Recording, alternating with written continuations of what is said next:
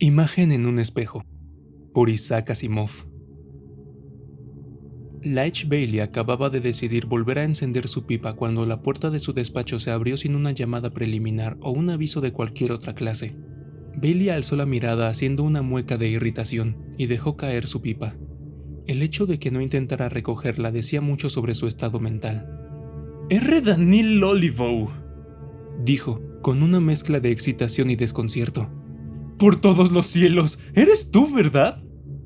«En efecto», dijo el alto y bronceado recién llegado, y su rostro impasible no perdió ni por un momento su expresión de calma habitual.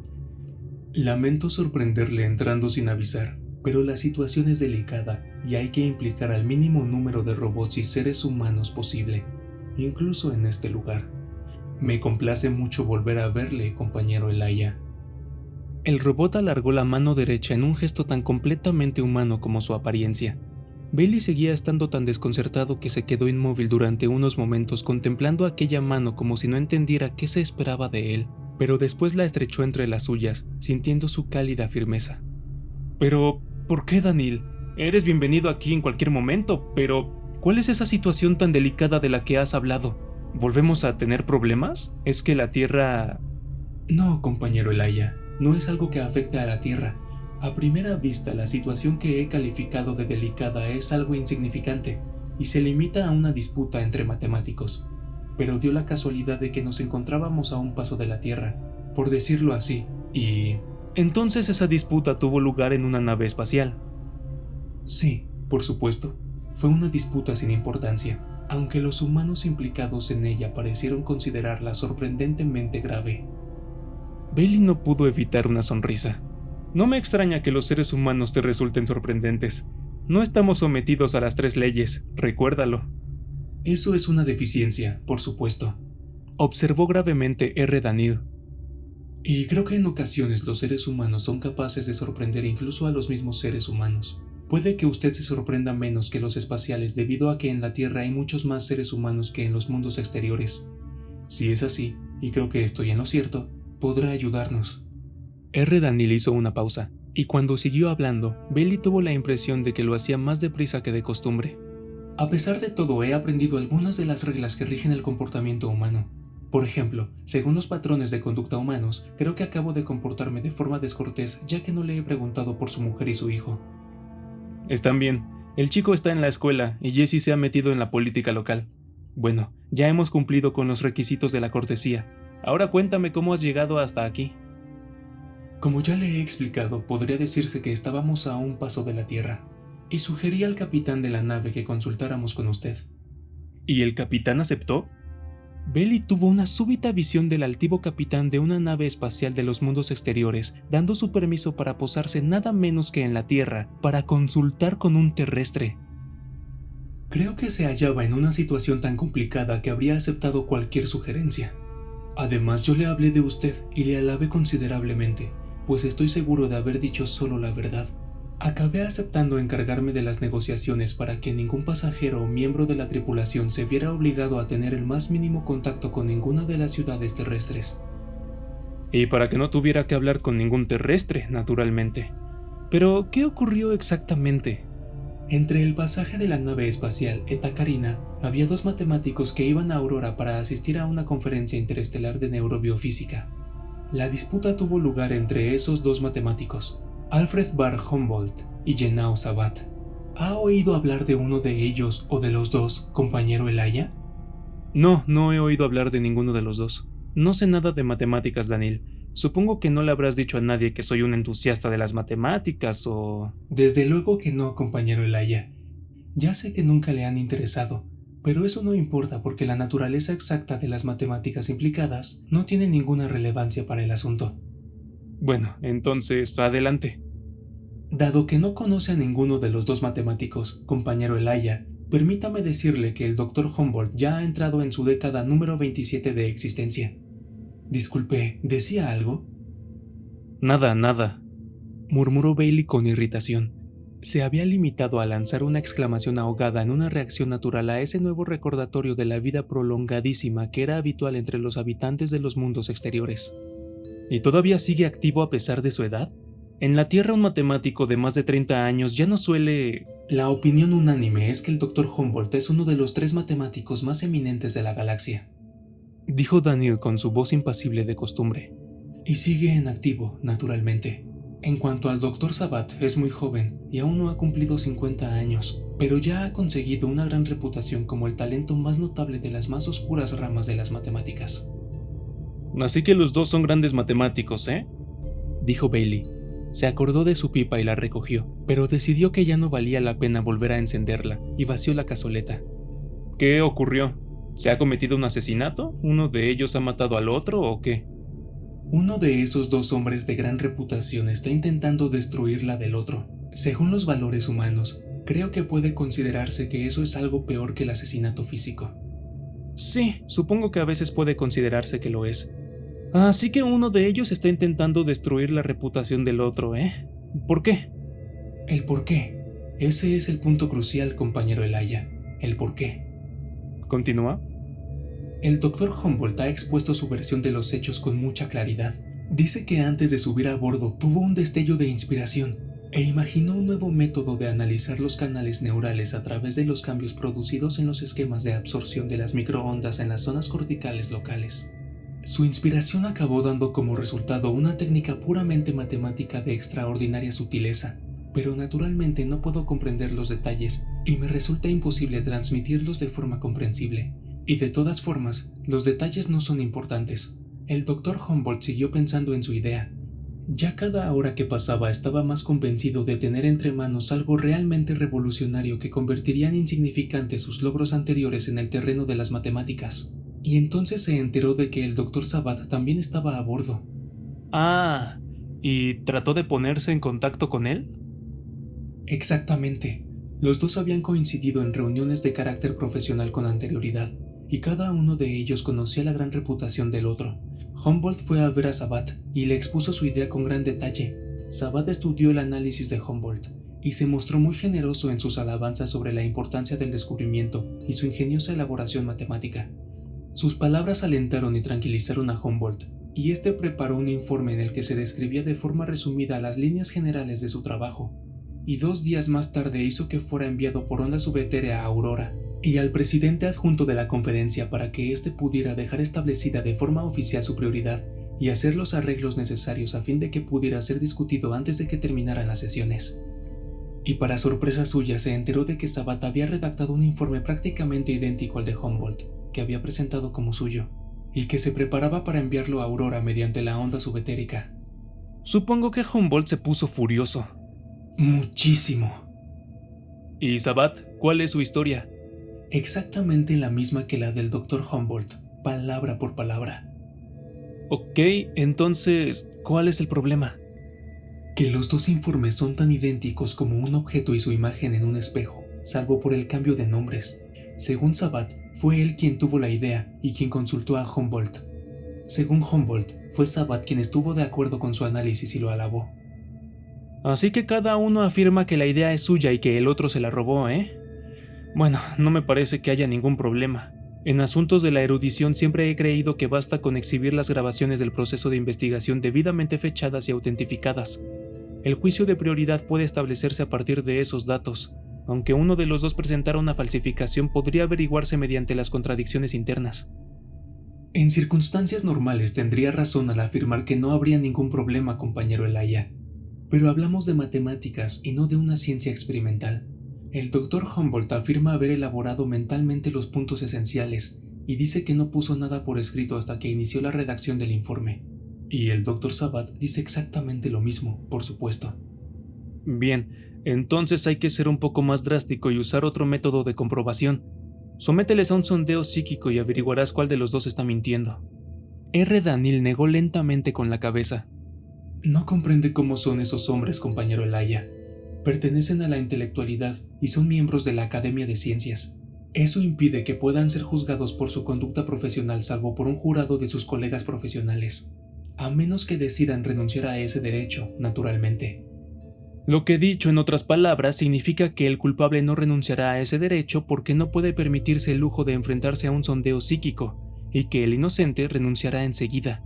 Ni siquiera tendrías que llevar a cabo el sondeo, Daniel. Las cosas no funcionan de esa manera, compañero Elijah. Renunciar a ese derecho en este caso equivale a aceptar una investigación llevada a cabo por profanos en la materia, y eso supondría aceptar un golpe muy serio a su prestigio profesional y correr el riesgo de que éste no se recuperara nunca. Los dos se niegan a renunciar a su derecho a un juicio especial. Es un asunto de orgullo profesional, y el problema de la culpabilidad o la inocencia se ha vuelto completamente secundario para ellos. En ese caso, olvídalo todo hasta que lleguen a Aurora. En la conferencia de neurobiofísica habrá un gran número de colegas profesionales suyos, y entonces... Eso significaría asestar un tremendo golpe a la ciencia, compañero Elijah. Ambos sufrirían las consecuencias de haber sido los instrumentos de un gran escándalo, e incluso el inocente sería culpado por haberse visto involucrado en tan desagradable situación. El problema debería ser resuelto de la forma más discreta posible. De acuerdo. No he nacido en los mundos exteriores, pero intentaré imaginar que esa actitud tiene sentido. ¿Qué es lo que dicen los dos matemáticos en cuestión? Humboldt está totalmente de acuerdo. Dice que si Sabat admite haberle robado la idea y permite que él transmita el informe o deja que lo presente en la conferencia, no presentará ninguna acusación. El delito de Sabat será un secreto solo conocido por él, y naturalmente por el capitán, que es el único ser humano implicado en la disputa aparte de los dos matemáticos. Pero supongo que el joven Sabat no acepta esa solución, ¿verdad? Al contrario, está de acuerdo con el Dr. Humboldt hasta el último detalle, solo que invirtiendo los nombres. De nuevo, la imagen en el espejo, compañero Elijah. Así que la cosa está en tablas, y cada uno sigue sentado esperando que el otro dé su brazo a torcer, ¿no? Creo que cada uno de ellos está esperando a que el otro haga un movimiento y admita su culpabilidad, compañero Elijah. Bueno, entonces esperemos. El capitán ha decidido que eso es imposible. Existen otras dos alternativas al esperar. La primera es que los dos sigan firmes en su actitud hasta que la nave espacial se pose en Aurora y se produzca el escándalo intelectual. El capitán es responsable de la administración de justicia a bordo de la nave y caerá en desgracia por no haber sido capaz de arreglar discretamente el asunto, y la alternativa le parece evidentemente inadmisible. ¿Y la segunda alternativa? Es que uno de los dos matemáticos acabe admitiendo que ha obrado mal, pero el que por fin lo confiese, ¿lo hará realmente abrumado por su culpabilidad o solo por el noble deseo de evitar el escándalo? ¿Es correcto privar de la fama a una persona lo suficientemente ética para preferir perder esa fama antes que ver perjudicada a toda la disciplina científica a la que ha consagrado sus esfuerzos?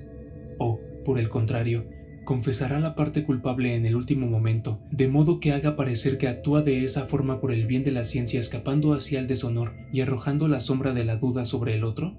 El capitán será la única persona que llegue a saberlo, pero no desea pasar el resto de su vida preguntándose qué papel jugó en un terrible fracaso de la justicia. Un jueguecito intelectual, ¿eh? ¿Quién se desmoronará primero mientras Aurora se va acercando un poco más a cada momento que pasa? ¿Esa es toda la historia, Daniel? Todavía no. Existen testigos.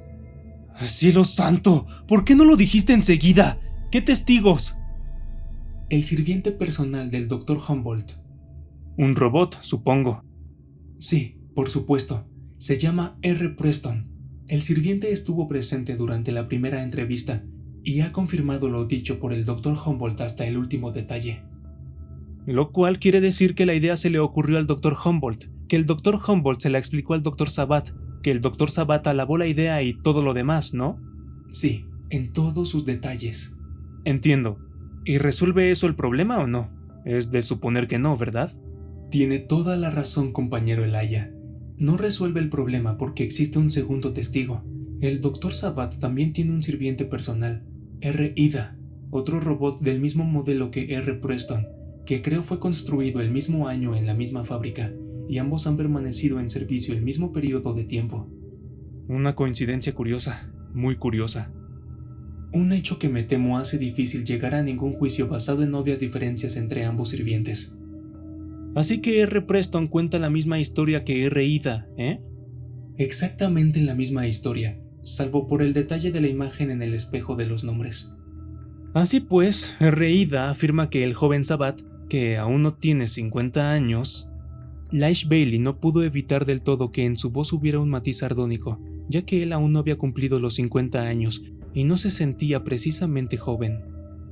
Tuvo la idea primero, que se la expuso al Dr. Humboldt, el cual la alabó entusiásticamente, y todo lo demás, ¿no? Sí, compañero Elijah. Entonces uno de los dos robots está mintiendo. Así parece. Debería resultar sencillo averiguar cuál. Supongo que incluso un examen superficial llevado a cabo por un buen roboticista. En este caso no basta con un roboticista, compañero Elijah. Solo un robopsicólogo cualificado posee la experiencia y la autoridad suficientes para tomar una decisión en un caso de tanta importancia, y no hay ninguno lo bastante cualificado a bordo de la nave. Un examen de tales características solo podrá realizarse cuando hayamos llegado a Aurora. Y por aquel entonces ya será demasiado tarde. Bien, ahora estás en la Tierra, ¿no? Estoy seguro de que podremos encontrar a algún robopsicólogo lo suficientemente cualificado, y también estoy casi seguro de que nada de cuanto ocurra en la Tierra llegará a saberse en Aurora, y de que no habrá ningún escándalo. El problema estriba en que ni el Dr. Humboldt ni el Dr. Sabat están dispuestos a permitir que sus sirvientes sean examinados por un robopsicólogo de la Tierra. El terrestre tendría que... Hizo una pausa. Tendría que tocar al robot, dijo Bailey, con voz impasible. Son robots que llevan mucho tiempo a su servicio y... No pueden ser contaminados por el roce de un terrestre, ¿no? Entonces, ¿qué es lo que quieres que haga, maldita sea? Bailey guardó silencio durante unos minutos y torció el gesto. Lo siento, Daniel, pero no veo razón alguna por la que puedas querer implicarme en este asunto. Yo me encontraba a bordo de la nave por una misión que no tiene nada que ver con el problema que nos ocupa ahora. El capitán se dirigió a mí porque necesitaba dirigirse a alguien. Debí parecerle lo suficientemente humano como para poderme hablar de ello, y lo suficientemente robótico como para ser un receptor seguro de sus confidencias. Me contó toda la historia y me preguntó qué haría si estuviese en su lugar. Comprendí que nos encontrábamos lo bastante cerca de la Tierra para poder hacer una breve escala en ella, y le dije al capitán que aunque el problema de la imagen en un espejo me tenía tan confuso como a él, había alguien en la Tierra que podía ayudarle a resolverlo. ¡Cielo santo!, murmuró Bailey.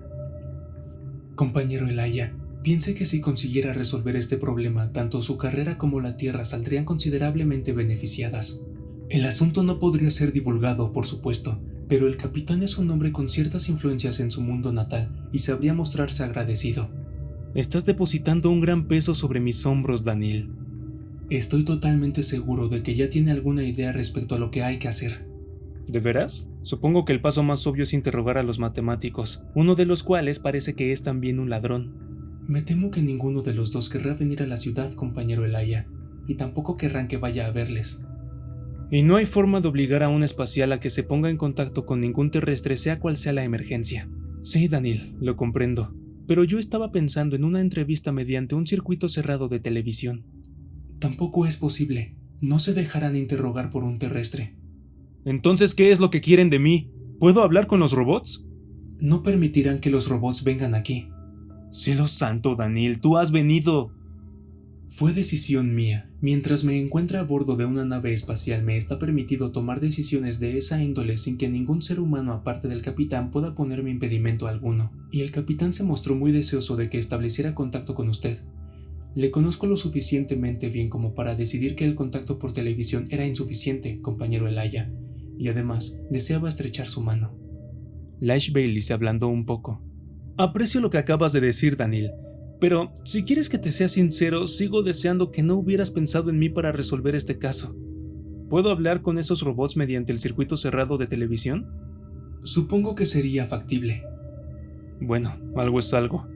Significa que tendré que hacer el trabajo de un robopsicólogo, de la peor manera posible. Pero usted es detective, no robopsicólogo. Dejemos eso a un lado de momento y pensemos un poco antes de interrogar a los robots. ¿Es posible que ambos robots estén diciendo la verdad, Daniel? Puede que la conversación que mantuvieron los dos matemáticos fuese un tanto equívoca. Quizás se desarrolló de forma que cada robot esté sinceramente convencido de que su dueño es el propietario original de la idea. O quizás un robot solo oyó una parte de la conversación y el otro otra parte, y cada uno pudo suponer que la idea había surgido de su dueño. Eso es completamente imposible, compañero Elijah. Ambos robots repiten la conversación de forma idéntica, y las dos repeticiones son básicamente completas. Entonces no cabe ninguna duda de que uno de los dos robots está mintiendo. Ninguna. Podré ver la transcripción de todas las evidencias obtenidas hasta el momento en presencia del capitán si llegara a resultar necesario. Pensé que podría pedírmelo, y he traído copias conmigo. Estupendo. ¿Sabes si se confrontó a un robot con el otro? Y en caso de que se hiciera, si existe alguna transcripción del resultado. Los robots se limitaron a repetir sus declaraciones iniciales. La confrontación habría tenido que ser supervisada por un robopsicólogo. ¿O por mí? Usted es detective, compañero Elaya. No... De acuerdo, Daniel, de acuerdo. Intentaré guiarme por la psicología de los espaciales. Un detective puede hacerlo precisamente porque no es un robopsicólogo, ¿entiendes? Bien, sigamos pensando. En circunstancias normales un robot no mentiría, pero lo hará si es necesario para no infringir las 3 leyes. Puede mentir para proteger su propia existencia de acuerdo con la tercera ley, y su capacidad para mentir aumenta considerablemente cuando lo hace siguiendo una orden dada por un ser humano en concordancia con la segunda ley, y esa capacidad de mentir aumenta todavía más si el objetivo de la mentira es salvar una vida humana, o impedir que un ser humano sufra daños porque en ese caso está obedeciendo la primera ley. Cierto. Y en ese caso, cada robot podría estar defendiendo la reputación profesional de su dueño, y podría llegar a mentir si lo considerase necesario. Bajo estas circunstancias, la reputación profesional puede ser algo equivalente a la vida, lo que equivaldría a una compulsión a mentir originada en la primera ley. Pero con esa mentira, cada sirviente estaría dañando la reputación profesional del otro matemático, compañero Elaya. Así es. Pero cada robot puede tener una concepción muy clara de lo que vale la reputación de su dueño y juzgar honestamente que es superior a la del otro matemático, y en tal caso supondría que su mentira produciría un daño menor que decir la verdad. Lash Bailey permaneció inmóvil y en silencio durante unos momentos después de haber pronunciado aquellas palabras. Bien, dijo por fin. ¿Podrías arreglar que pueda hablar un rato con cada robot? Creo que empezaré por R-Ida. ¿El robot del Dr. Sabat? Sí, dijo secamente Bailey, el robot del jovencito. Necesitaré unos minutos. He traído conmigo un microreceptor conectado a un proyector. Solo preciso una pared lisa, y creo que esa servirá si me permite retirar el montón de cintas que hay delante de ella. Por supuesto. ¿He de hablar por un micrófono o algo parecido? No, nada de eso. Y ahora le ruego que me disculpe, compañero Elaya, pero he de ponerme en contacto con la nave y concretar la entrevista con R-Ida. Si vas a tardar un rato en conseguirlo, ¿por qué no me das la transcripción para que le vaya echando una ojeada mientras? Lash Bailey encendió su pipa mientras R. Daniel preparaba el equipo y hojeó el fajo de papeles que le había entregado el robot. Pasaron 10 minutos. Compañero Elaya, si está preparado, R-Ida también lo está. O quizá prefiere dedicar unos minutos más al examen de la transcripción. No, dijo Bailey, y suspiró. No he averiguado nada nuevo aparte de lo que ya me has contado. Establece la conexión y asegúrate de que la entrevista quede grabada y sea transcrita. La proyección bidimensional que apareció sobre la pared hacía que R-Ida cobrara un aspecto un poco irreal. El robot era básicamente metálico, y tenía muy poco que ver con la criatura humanoide que era R. Daniel. Su cuerpo era más alto pero robusto, y salvo algunos pequeños detalles estructurales, había muy poco que lo distinguiera de los muchos robots que Bailey había visto antes. Buenos días, R-Ida. Buenos días, amo. Replicó R-Ida, con una voz grave que sonaba sorprendentemente humana. Eres el sirviente personal de Jenao Sabat, ¿verdad? Así es, amo. ¿Desde hace cuánto tiempo, muchacho? Desde hace 22 años, amo. ¿Y la reputación de tu dueño es muy valiosa para ti? Sí, amo. ¿Considerarías muy importante proteger esa reputación? Sí, amo. ¿Crees que proteger su reputación es tan importante como proteger su vida? No, amo. ¿Crees que proteger su reputación es tan importante como proteger la reputación de otro ser humano? R-Ida vaciló unos momentos antes de responder. En situaciones semejantes hay que tomar una decisión basándose en el mérito de cada individuo, amo. Dijo por fin. No hay ninguna forma de establecer una regla general. Bailey sufrió un momento de duda. Aquellos robots espaciales hablaban de forma mucho más educada e inteligente que los modelos terrestres, y Bailey no estaba totalmente seguro de poder ser más listo que ellos. Si decidieras que la reputación de tu dueño es más importante que la de otro ser humano, digamos que la de Alfred Barr Humboldt, ¿mentirías para proteger la reputación de tu dueño? Sí, amo, lo haría. ¿Mentiste cuando prestaste testimonio relativo a la conducta de tu dueño en su controversia con el Dr. Humboldt? No, amo. Pero si lo hiciste, negarías que habías mentido a fin de que la mentira anterior no fuese descubierta, ¿verdad? Sí, amo. Bien, pasemos a otro asunto. Tu dueño es un joven matemático de gran reputación, pero es joven. Si hubiera sucumbido a la tentación y hubiera faltado a la ética en su controversia con el Dr. Humboldt, su reputación sufriría un cierto eclipse, desde luego. Pero es joven y tendría mucho tiempo para recuperarse del golpe. Aún le quedarían muchos triunfos intelectuales por delante, y su intento de cometer un plagio acabaría siendo considerado como el típico error de un joven impulsivo y atolondrado. Sería algo que no afectaría demasiado a su futuro. En cambio, si fuese el Dr. Humboldt quien había sucumbido a la tentación, el asunto resultaría mucho más serio. El Dr. Humboldt es un anciano cuyo historial de grandes logros intelectuales abarca siglos, y hasta ahora su reputación había sido totalmente intachable. Pero todo eso quedaría olvidado a causa de este único crimen cometido en los últimos años de su existencia, y no tendría ni la más mínima oportunidad de recuperarse en el relativamente poco tiempo de vida que le queda. Habría muy pocas cosas que pudiera hacer. En el caso del Dr. Humboldt, eso representaría mucho más trabajo arruinado que en el de tu amo, y, por lo tanto, muchas menos oportunidades de recobrar su posición anterior. Supongo que comprendes que de los dos es el Dr. Humboldt quien se enfrenta a la peor situación, y que por lo tanto, merece ser tratado con mayor consideración. Hubo un silencio bastante prolongado. Mentí al prestar testimonio. Dijo por fin Ida. El trabajo pertenecía al Dr. Humboldt, y mi dueño obró mal al intentar atribuirse el mérito que le correspondía a este. Muy bien, muchacho. Te ordeno que no digas nada de todo esto a nadie hasta haber recibido permiso del capitán de la nave para hacerlo. Puedes irte. La pantalla quedó vacía, y Bailey dio una chupada a su pipa. ¿Crees que el capitán habrá oído eso, Daniel? Estoy seguro de ello. Aparte de nosotros, es el único que tiene acceso a la conexión. Bien, y ahora ocupémonos del otro. Pero ya no es necesario, compañero Elijah, dado que Ida acaba de confesar. Por supuesto que es necesario. La confesión de Ida no aclara nada. ¿Nada? Nada en absoluto. Yo le hice ver que el Dr. Humboldt se encontraba en una situación peor que la de su dueño. Naturalmente, si mentía para proteger a Sabat, eso le impulsaría a decir la verdad, como de hecho afirmó estar haciendo. Pero si estaba diciendo la verdad antes, también le impulsaría a mentir para proteger al Dr. Humboldt. Volvemos a estar ante la imagen en el espejo, y no hemos conseguido nada. Pero, ¿qué vamos a conseguir interrogando a Preston? Si la imagen en el espejo fuera perfecta, nada. Pero no lo es. Después de todo, uno de los robots dice la verdad y otro está mintiendo, y eso crea un punto de asimetría. Veamos a Preston. Si está lista, dame la transcripción del examen de Ida. El proyector volvió a entrar en funcionamiento. Preston le devolvió la mirada a Bailey desde la pantalla. Era idéntico a Ida en todos los detalles, salvo por algunos adornos en el pecho. Buenos días, Preston, dijo Bailey, manteniendo la transcripción del examen de Ida delante de él mientras hablaba. Buenos días, amo, dijo Preston.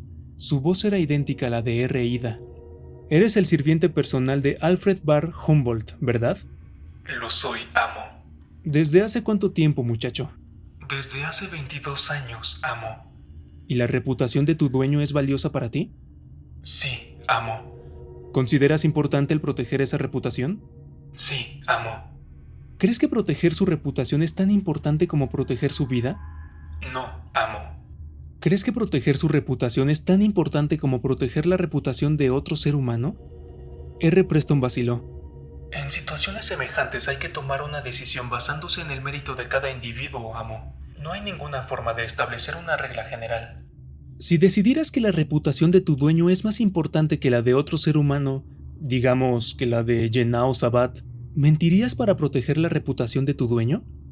Sí, amo, lo haría. ¿Mentiste cuando prestaste testimonio relativo a la conducta de tu dueño en su controversia con el Dr. Sabat? No, amo. Pero si lo hiciste, negarías que habías mentido a fin de que la mentira anterior no fuese descubierta, ¿verdad? Sí, amo.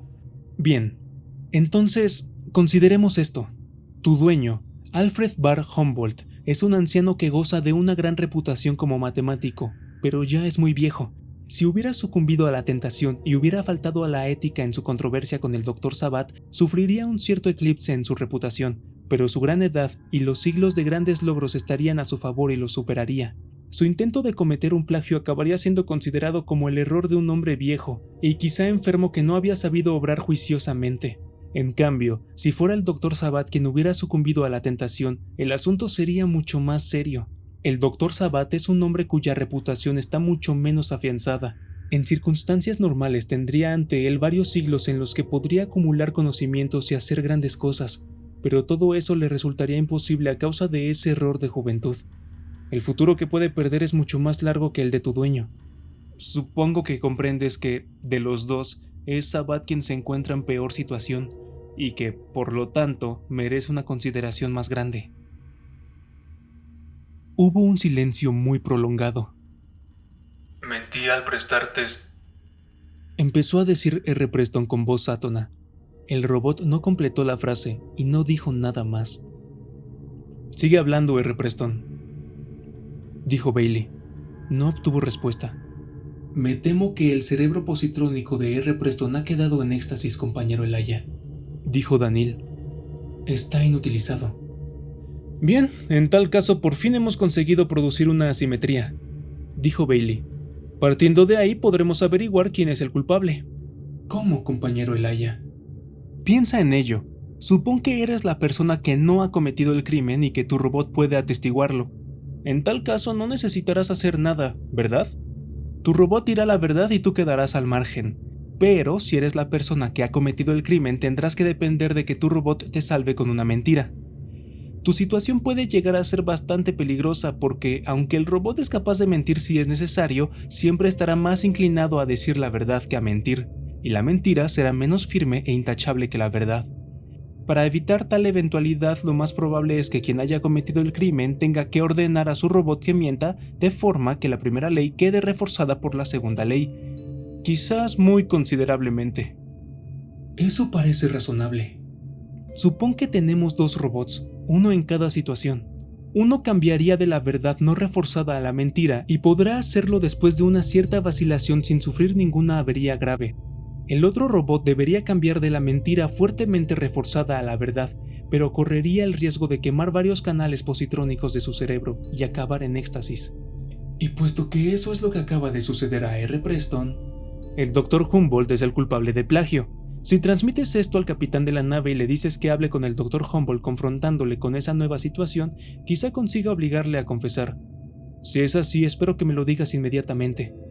Lo haré, desde luego. ¿Me disculpa, compañero Elijah? Debo hablar con el capitán en privado. Por supuesto. Utiliza la sala de conferencias. Está protegida contra interferencias.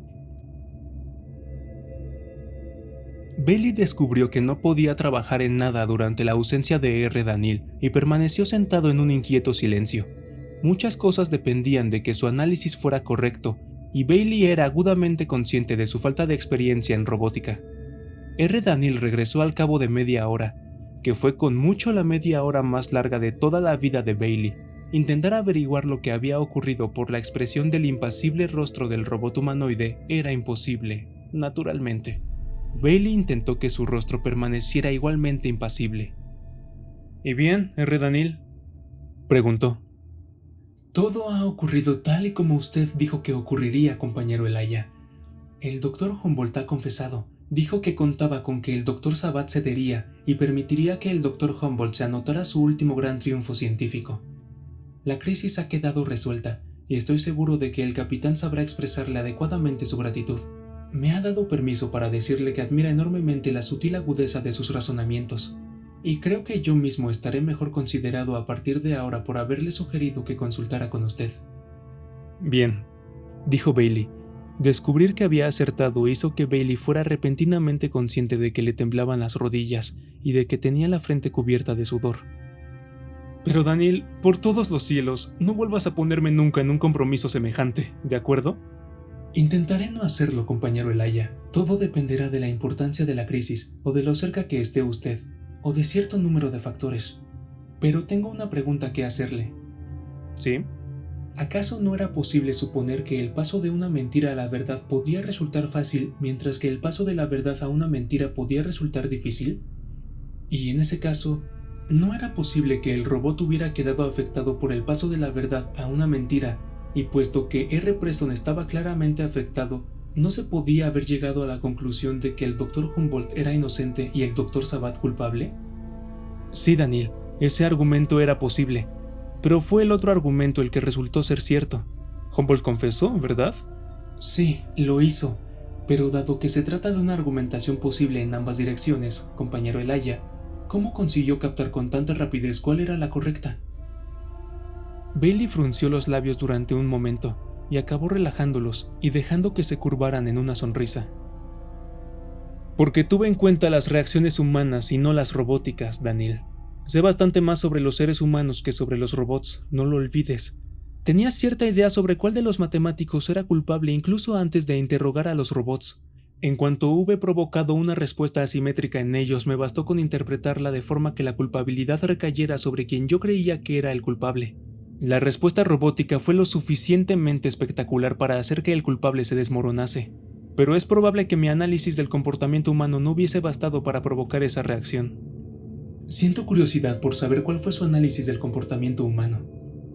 Cielo santo, Daniel. Piensa un poco y no tendrás que hacer tantas preguntas. Aparte del asunto del verdadero y falso, existe otro punto de asimetría en toda esta historia de la imagen en un espejo.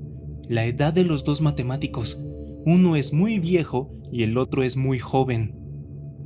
Sí, naturalmente. Pero, ¿qué significa eso? Examinemos el asunto. Puedo imaginarme a un hombre joven que se siente arrebatado por una idea repentina, sorprendente y revolucionaria, y que decide exponérsela a un anciano al que ha considerado como un semidios desde sus días de estudiante. No consigo imaginarme a un anciano cargado de honores y acostumbrado a los triunfos que se siente arrebatado por una idea repentina, sorprendente y revolucionaria, consultando a un hombre siglos más joven que él a quien seguramente considerará como un mequetrefe, o el término que utilicen los espaciales. Aparte de eso, si un joven tuviera la oportunidad de hacerlo, ¿crees que intentaría robar la idea a un semidios al que reverencia? No, me parece impensable. Por otra parte, un anciano consciente de que sus dotes intelectuales han empezado a declinar, bien podría aferrarse a una última oportunidad de obtener la fama y considerar que un bebé recién llegado a esa ciencia no tiene los mismos derechos que él. En pocas palabras, que Sabat le robara la idea al Dr. Humboldt no era concebible, y el Dr. Humboldt era culpable desde ambos ángulos. R. Daniel pensó en lo que acababa de oír durante unos momentos, y terminó ofreciendo su mano a Bailey. Debo marcharme, compañero Elaya. Me ha alegrado mucho verle. Espero que volvamos a encontrarnos pronto. Bailey estrechó con fuerza la mano del robot. Si no te importa, Daniel, espero que ese encuentro tarde un poco en llegar.